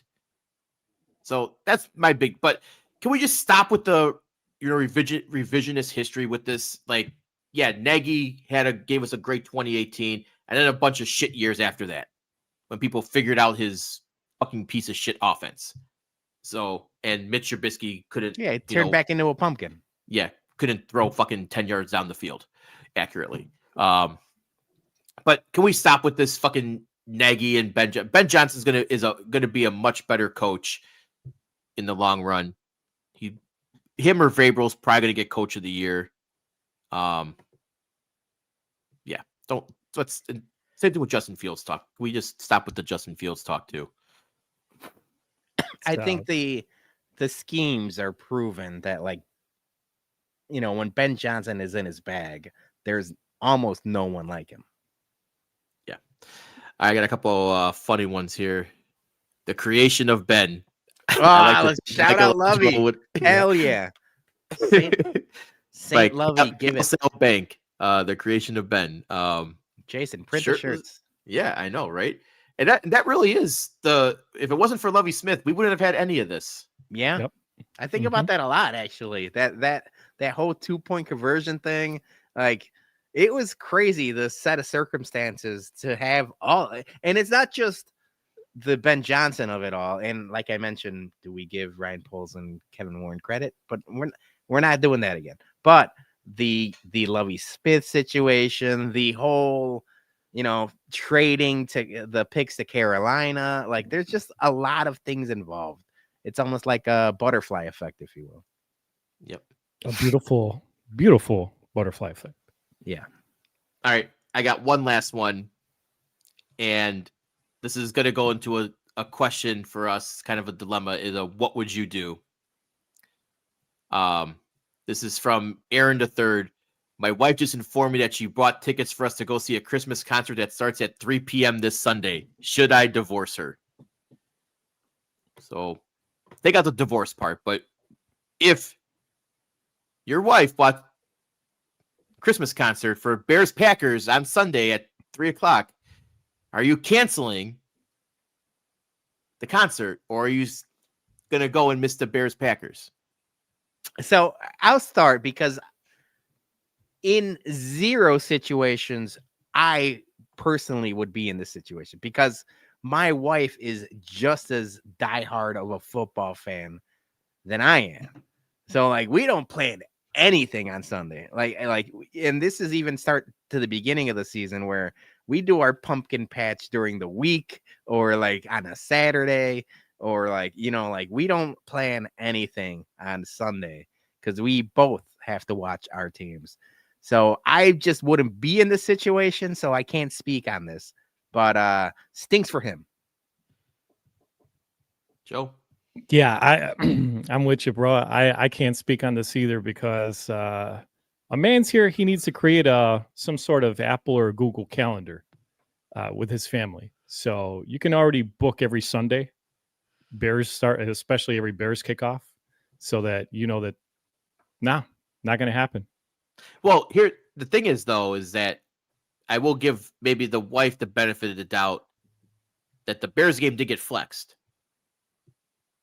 Yeah, that's a good point. If it was a noon game, now it's 3:25, and even the other Packers one got flexed too. So they both got moved in the long run. But it doesn't matter. Like It don't matter. It doesn't matter. I understand. No, actually, I don't understand. What the fuck kind of Christmas concert do you have to be at 3? If it's a 3 p.m. Christmas concert, that concert stinks. Because if you were to tell me, like, what's that, the Trans-Siberian Orchestra? Like, I don't like that bullshit, but I understand other people like it. That's a 7 o'clock concert. That's, like, Yes. this is like a fucking church play kind of thing. And no offense to anybody that goes to church plays, but unless your kids are in it, I ain't going to this fucking thing. Yeah. No, I don't know if this is like Nutcracker or like the ballet or something, but I don't think there's much that I would say I'm gonna go and miss this Bears Packers game for. Because like you said, Peter, number one, I wouldn't buy tickets on a Sunday anyways. But if knowing that the Bears got flexed, I think I probably still have to be like, I'm selling these tickets. And you know what? I'll double down and go as far to say, like, even they're 9-3 now, and we love it. Even if they were 3-9, I still wouldn't miss Bears Packers because I know, like, any given Sunday the Bears could win. No, bum of the week, this wife. Yeah. Yep. Do better. Good, better, best. To your good gets better, your better gets best. All right. That was my I like this. I It's kind of fun. like. I mean, Reddit is the Wild West. I know our guy My Sox Summer has a love-hate relationship with White Sox subreddit. I think you might have to go fishing. I'm gonna have to go fishing during Sox season for some. There's some downright bad takes. No, but even bring back the Bears subreddit. Yeah. We could just do like or even the Chicago subreddit. Maybe we just do like a Reddit fishing post for you, Jay. I like it. All right, let's bump some people. I think he's a bum. I think he's an absolute bum. You call me a bum? My man, I take that with pride, with honor, that I'm a bum. I'm the king of the bums, baby. Because you're training like a damn bum, you know that? Bum. A bum. All right, let's get to our listener bums and MVBs. First up is Taco Gladiator. MVP, everyone who set up the Ramova party. No, thank you. Yeah. Shout out to Chris, Tyler, Emily, everyone at the Ramova. Thank you so much for all your hospitality throughout our 4 watch parties for the year. And yes, we will be hopefully running back one more this season. But the thing that sucks about that, Peter, you mentioned it. We don't know when. We don't know how. It's going to be one of those things that might be like 48 hours in advance. And it's like, let's fucking go. And I will give credit to everyone at the Ramova, Chris and Tyler and them and everyone else, but like they were very gung-ho, especially after our last 2 watch parties. So thank you to everyone that showed up. But like the Ravens watch party and now this Eagles watch party, it was more people than I could have imagined. It was a packed house, which was awesome. And I think that's what gives them the confidence to be like, all right, let's run one back for the playoffs. But then now I'm bum of the weekend, Roger Goodell, and I understand their hands are tied. They don't announce the playoff matchups until everyone is clinched, and it's like that last Sunday night game. That's when they announce the playoff matchups. So we wouldn't know unless they have a first round bye, and we get an extra week of planning. We wouldn't know until like 6 days ahead of time. Yeah. And at that point, like they have bands booked, they have events booked. But by hook or by crook, we're going to try to make a watch party happen. Yep. And his bum of the week is him for accidentally slamming Aaron 630 Whiskey, Aaron, the intern, Lager, low light situations, and I can't see very well. Is that him alpha move? Just starting drinking random people's beers, or is it, or was this something else nefarious? I'm gonna have to ask Jer some questions. Yeah, and it's honorable mention for the MVB, the bartender at the Remova, just because. Yeah, bonk. Yeah, bonk is right. We know what you're talking about. King Ass MVB Bears. Bum of the Bears. week. Boss. Both. Yep. I feel like King Ass isn't putting as much work into his bums and MVBs late. I like the Bears. I like the Bears post. All right. Okay. All right. Let's see. They keep winning. Yeah, they do. Little Yumper MVB. Family and friends for thankful for all yous. Thank you. Thankful for you too, Yump. Bum of the week. Yep. Work. Yep. 100%. Perfect. No notes. JT MVBs. Panthers for beating Rams and Bums. Us for not taking the week off and giving us Tuesday Bumcast. Yeah, I mean, we would have run it back, but Peter can't talk and drive, can't do Bears takes and drive at the same time. Julie asked me because I have a mobile station in my work truck, so where it's like the whatever the divider is, like a flat top, so I could put a laptop and my phone there, and I technically could have done it, but I was like, it's not like summer work where I could be the boss and kind of dip out for 2 hours. I'm actually plowing the truck. That would have been a liability in and of itself. I cannot podcast while snow plowing. Yeah. Is Bum of the Week Fit Checks and Jinxing Teams. That is Brie Delio, whatever the fuck her name is. But she is the mush of the sports world. She wore an Atlanta Falcons jersey on Sunday and they lost. She went to the game and they lost. So I haven't been as plugged in, but I know Dougie bum, like it was her bum of the week last week. And a lot of people were mad when she was at the Blackhawks game. And now I even saw Missy trying to convince her to wear Packers gear this week. A lot of people were. So it's like, how bad of a mush is she? We need to is it like it's I think if you go back on her recent photos of her at the games, it's like L. And what someone points out is she's one of those I'm an every fan. Well, she claims she's a big old Bears fan, but then why are you wearing a Falcons jersey at a Falcons game? I get, yeah. Or or just she's a fan of every team. She's a fan of the interaction and the engagement. Clout. Yeah. So all right. Yeah, don't fish for attention. And short ones for the week. Mailman Jack MVB. Modern long johns technology. No more sagging down to your knees crotch. I don't know what he's talking about. I don't either. I'm a long johns guy in the winter. Obviously, we talked about me snowplowing at nauseum this episode. I usually wear Under Armour or some sort of long john, but sometimes they sagging. Is he wearing a jock strap suspender long john situation? Mailman Jack, you got my number. Hit me up with your technology. Yeah. And his bum of the week, Chicago history for continued blatant stealing of ideas and photos. This time, Gas Money Bob, shameful. So with that, Peter, I'll let you kick off our bums and MVBs. Yeah, I'll get the slides. Hold on. Let me get my slides up. Oh, Joey, I lost you for a second. I'm sorry. It's all Give me good. a second. We're going back to the 3-man layout. There it is. There I was it trying is. to find it. So as Mailman Jack mentioned, Chicago history has a history of being internet thieves. If you go back, My Sock Summer from the 108 has a blog 2 years ago about the brisket hot dog and that whole situation. But you can't be doing this. You can't be just ganking people's pictures, which is crazy to think. Gas Money Bob is a Chicago institution. I will go as far as say is he's a fan favorite. He's for sure a Bum's favorite, but everyone in Bears Twitter, White Sox Twitter, Chicago sports Twitter knows Gas Money Bob. He had 40,000 views and 2,000 likes on his picture from 2 days ago.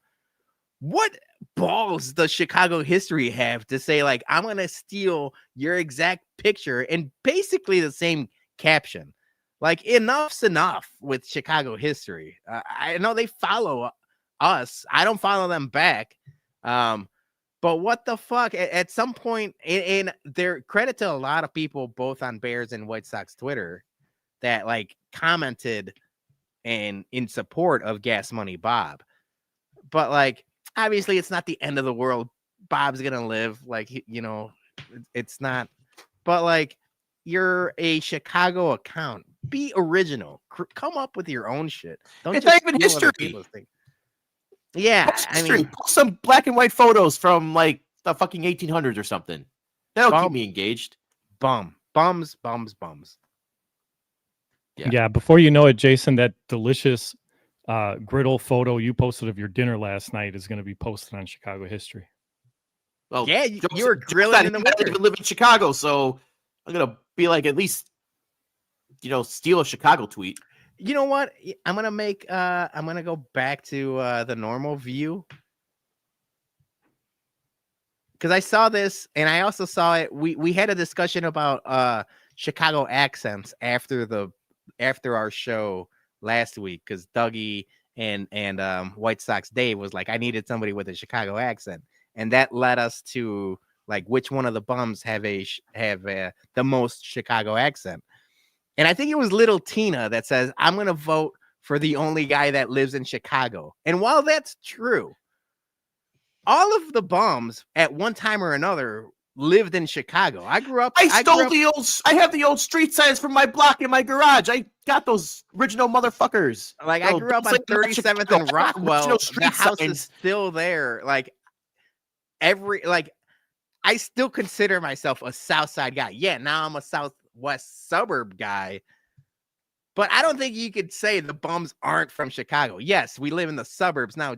I mean, Joey, you live in the city, and so does Johnny. But even Dougie, I would still consider us Chicago, even if it's Chicago adjacent. I saw that, and I was like, "What the fuck?" I forgot to go to my garage and then take the photo of my street signs and send it to Tina and be like, "Does Johnny have the original street signs from his block?" I don't think so. Yeah. I have the tweet out there. Shout out Gabriel Bearstown. I've had more submarine pier fries from 1987 to 1993 than anybody. I don't know how I could prove it, but I ate more fries at Submarine Pier than anybody. So I think that makes me still Chicago, even though I live in the suburbs now. Yeah. Midway, baby. All right. And then my MVBs. We talked about everybody at the Ramova. Like, I mean, from the Sage to the helpers to everyone involved.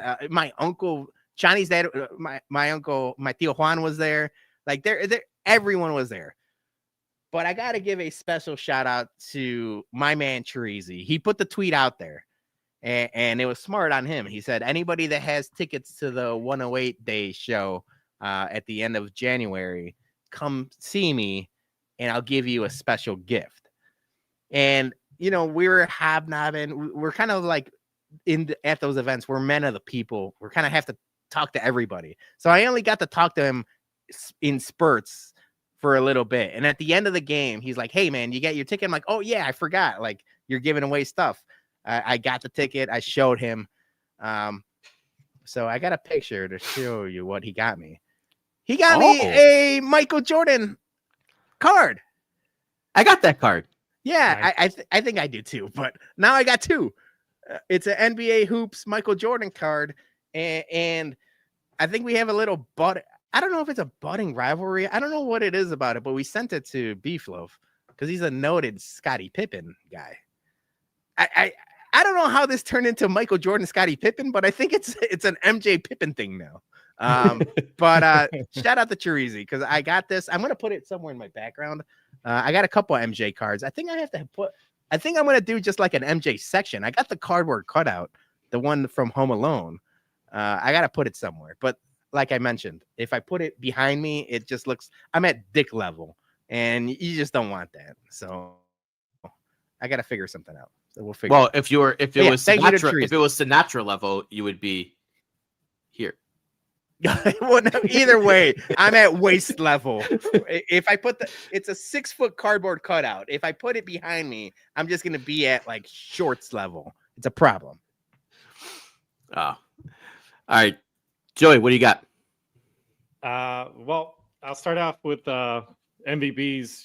Obviously, I know you guys are going to mention them too. Everybody involved in the entire watch party on Friday, the Remova staff, everybody that came out. I remember saying it one of the last times I was on the show, after we recapped the third watch party, that one was even larger than the one prior. And these watch parties just continue to grow, larger and larger turnouts, and can't thank everybody enough. I mean, it's so much fun because everyone that comes out just makes those events even better.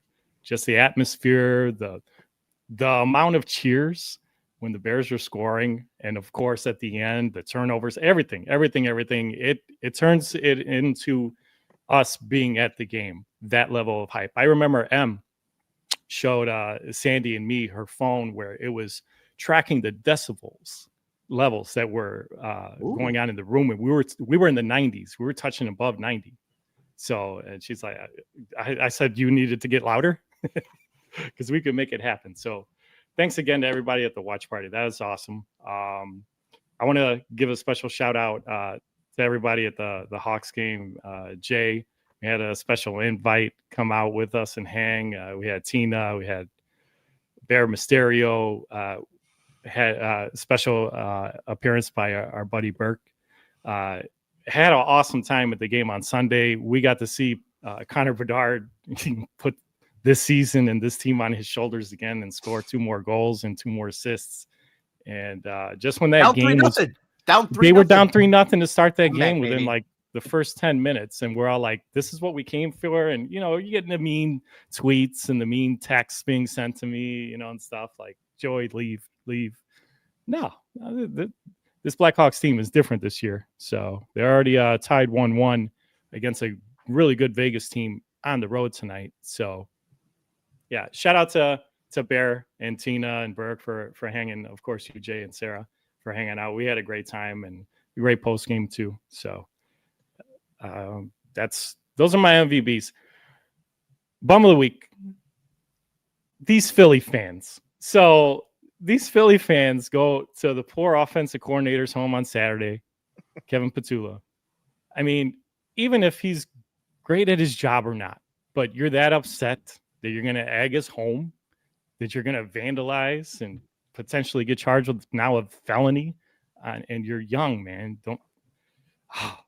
It's just upsetting. The youth today, you're doing stuff that will haunt you, maybe, hopefully not, but will maybe haunt you for your later years in life. And you're going to look back, man, I shouldn't have done that. That was stupid of me.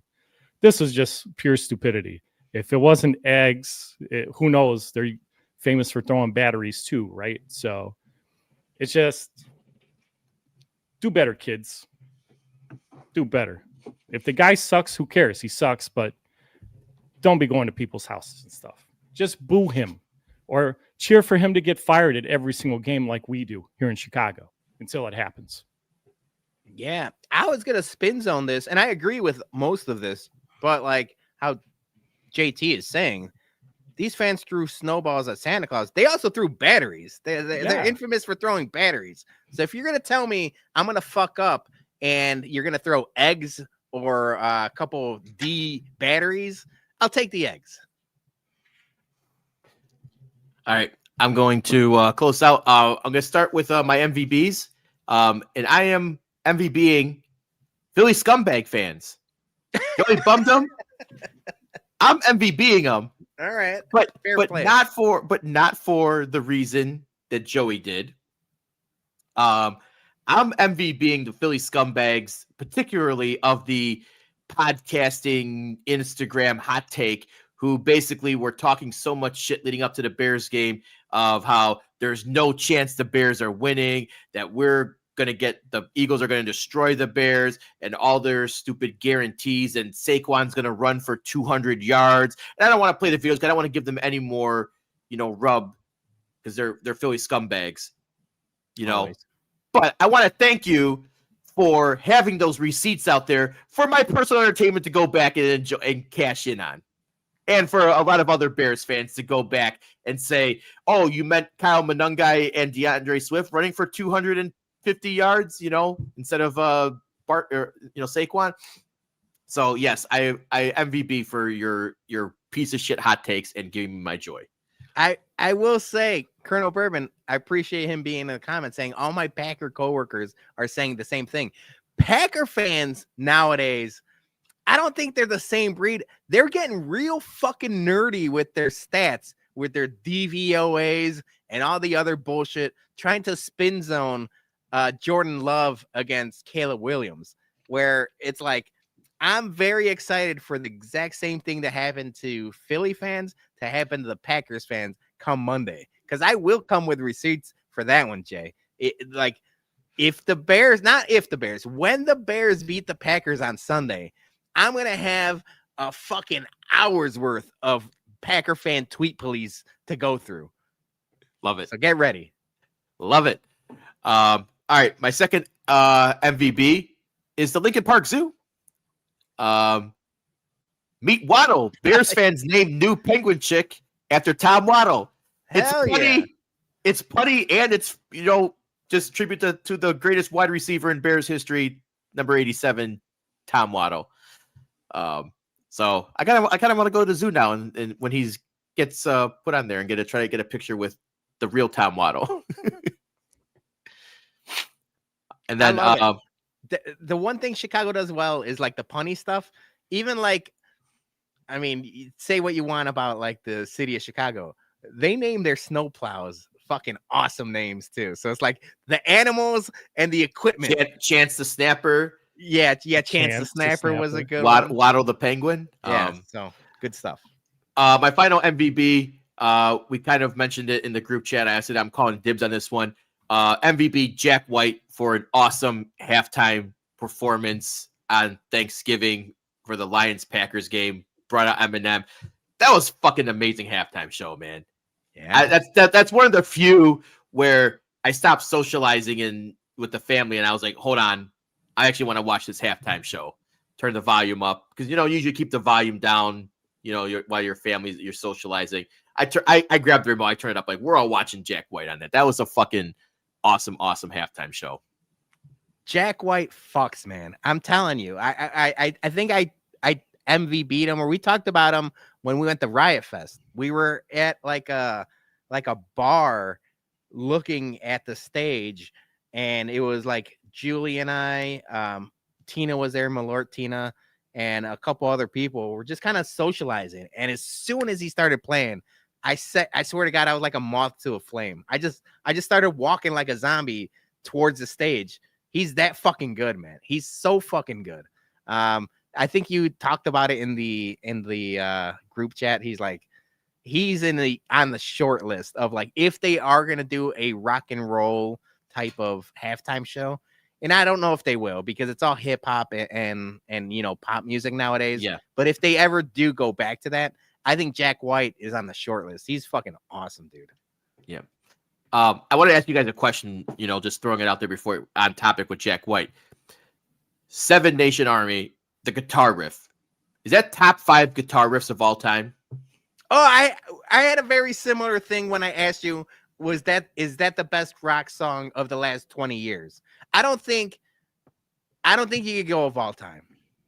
For sure not of all time. If you were to tell me, because I think that came out like right around 2001. So if you were to tell me since 2000 on, it's close. I think even the song as a whole could be argued, because like they play it in every stadium, soccer games, everything else. Like both the guitar, I mean, it's so simple, right? It's just a fucking drum beat and the dun, dun, dun, dun, but it's like it's like a earworm. It's like a brain worm as soon as it gets played. I don't think of all time, but for sure, I'll say, of the last 20 years, for sure. Okay. Yeah, I think that's just me for personally, I throw it up there, like Rage, like Bulls on Parade, it's up there. There's a few other ones, But you're right though, Peter. When you hear that though, it's earworm. You can't it's in your head for 2 days straight though. And he just got a bunch of those too, like both as the White Stripes and as Jack White. Like if you just go on his Spotify, like his first like 10 songs are just songs that like maybe it's like I don't work out enough, but I would work out the fucking Jack White songs. Yep.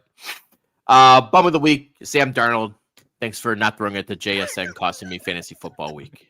I love that. I love that it always goes back to fantasy at the end. You've just been pissed off for 17 weeks. I might have to take a break from fantasy. It's not fun for me anymore.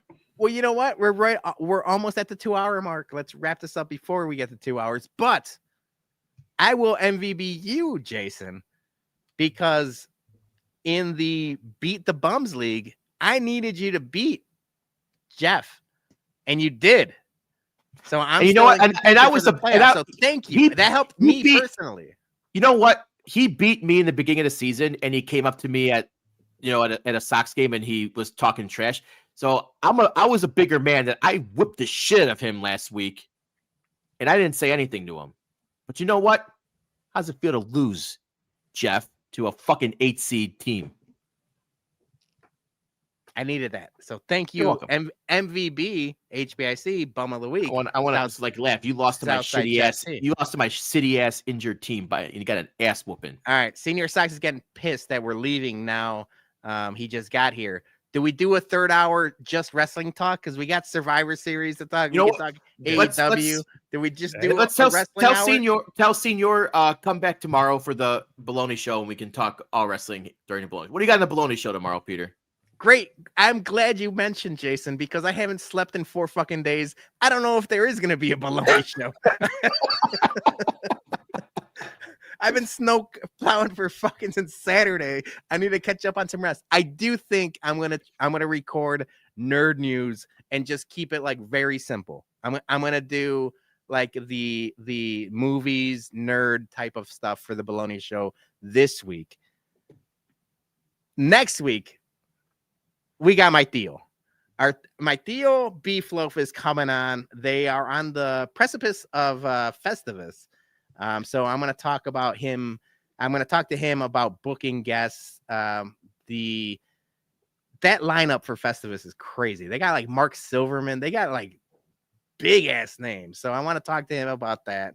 I got a couple other things. We might have to talk a little Scottie Pippen, Michael Jordan, because that is a budding rivalry. I actually just texted him earlier today about coming on. So I don't think it's going to be live. We're going to pre-record it. I think all the Baloney shows are going to be pre-recorded for the foreseeable future. And I'm going to keep the live ones to when like we're all together. So like if we do like a Bums happy hour or like Jason, me and you want to like rip a couple bottles of whiskey, we could do them live, stuff like that.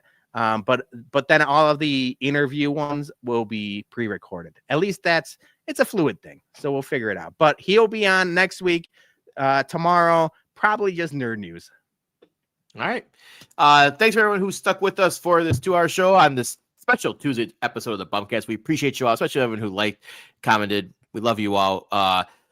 Let's get that dub on Sunday so we can have another Bears victory Monday. Guys, have a great week. Stay warm out there. See you next week. Fuck Green Bay.